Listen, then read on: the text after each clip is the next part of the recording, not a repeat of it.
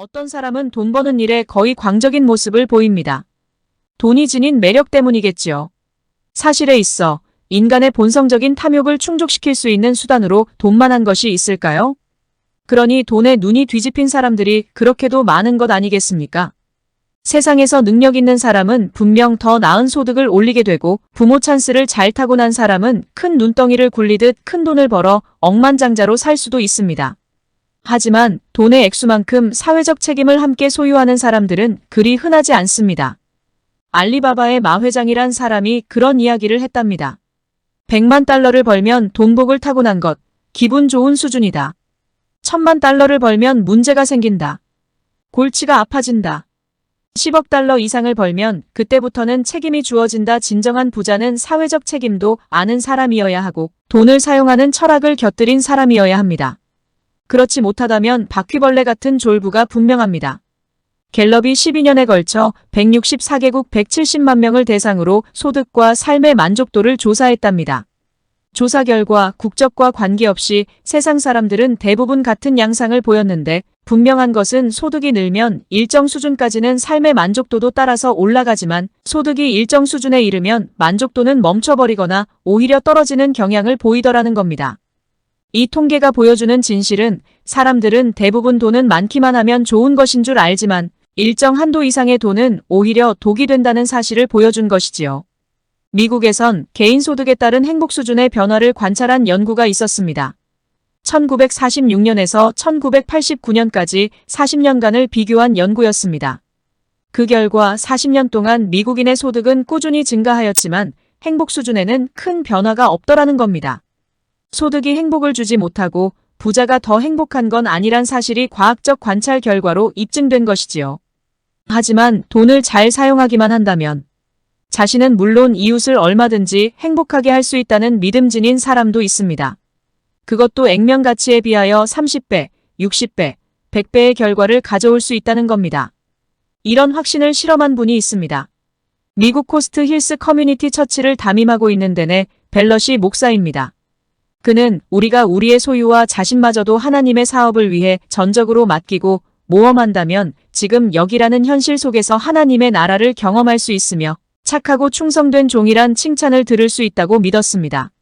댄이 벨럿이 목사는 어느 날 예배 시간에 하늘나라 프로젝트로 명명된 프로그램에 100명의 지원자를 모집했습니다.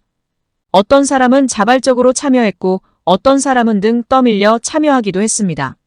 그렇게 모집된 100명에게 댄이 목사는 선교위원회로부터 받은 돈을 3가지 조건을 걸고 1인당 100달러씩 나눠주었습니다. 첫째, 100달러는 하나님의 재산임을 잊지 말 것. 둘째, 100달러는 반드시 하나님 사업에 투자할 것. 셋째, 100달러를 투자한 사업의 결과를 시작한 날로부터 90일 되는 날에 보고할 것. 90일이 지났습니다. 2001년 2월 7일은 모두가 고대하던 하늘나라 프로젝트에 참가한 100명의 보고가 있는 날입니다.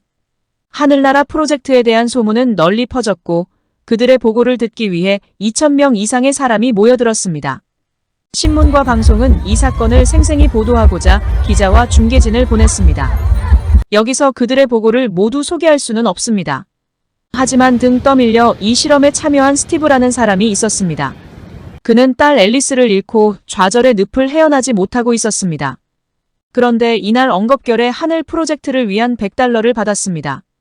그는 하늘나라를 확장하기 위해 100달러를 어떻게 투자해야 할지를 고민하게 되었습니다. 그래서 그는 기도하는 중 죽은 딸 앨리스를 위해 자기 동네에 소원을 이루어주는 나무를 심기로 하였습니다. 이 나무의 목적은 성탄절이 다가오는데 선물을 준비할 형편이 안 되는 가족들의 소원을 들어주기 위한 것이었습니다.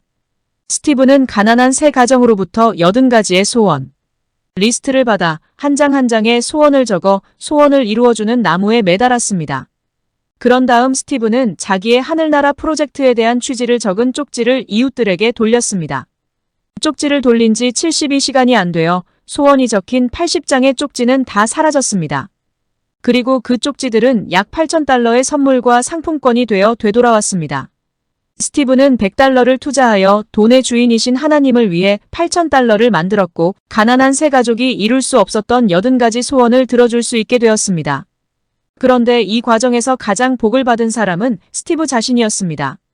그는 주인의 즐거움에 참여하듯 좌절의 늪을 헤어나와 하늘나라의 기쁨을 얻게 되었으며 신앙의 큰 진보를 이룰 수 있었습니다. 100명이 증언한 이야기들은 실로 놀라운 이야기였고 그 간증을 듣는 모든 사람들에겐 새로운 경험들이었습니다. 데니 벨러시 목사는 이 프로젝트를 통하여 자신의 믿음이 틀리지 않았다는 사실을 확인하였고 자신의 경험을 많은 사람들과 나누게 되었습니다. 2018년에 에리크 린드크비스트 스톡홀름대 교수 연구팀은 10만 달러 이상 복권 당첨금을 수령한 3,362명을 대상으로 연구를 진행했는데 그들 대부분에게서 발견된 것은 처음에는 행복감이 컸으나 시간 지나면서 당첨으로 인한 행복감은 사라졌고 보통 사람들과 같은 수준의 만족도를 보였다고 합니다. 절대적인 진실 하나는 돈이 우리를 행복하게 하지 못합니다. 그러나 고민하면서 돈을 잘 사용하기만 하면 많은 사람을 행복하게 하고 세상을 아름답게 할 수 있는 것도 분명한 진실입니다.